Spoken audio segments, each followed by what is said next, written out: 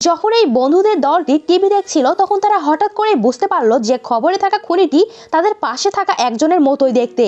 গত রাতে তারা কেবল একই সময়ে বাইরে বের হয়েছিল।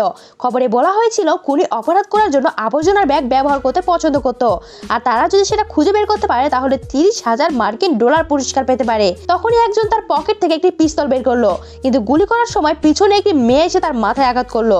তারপর সেজন জেগে উঠলো আর তিনি দেখতে পেলেন তার হাত পা বাঁধা এবং জন তখন নড়াচড়া করতে পারছিল না। হঠাৎ করে এই খবর এলো যে খুনিকে ঘটনাস্থলেই গ্রেপ্তার করা হয়েছে।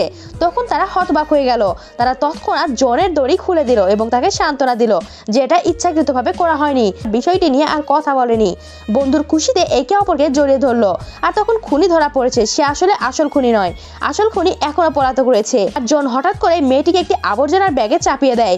তখন তারা এতটাই ভয় পেয়ে যায় যে তারা তৎক্ষণাৎ দৌড়ে বেরিয়ে যায়। তো ভিডিওটি ভালো লাগলে একটি লাইক করুন আর চ্যানেলটিকে সাবস্ক্রাইব করুন।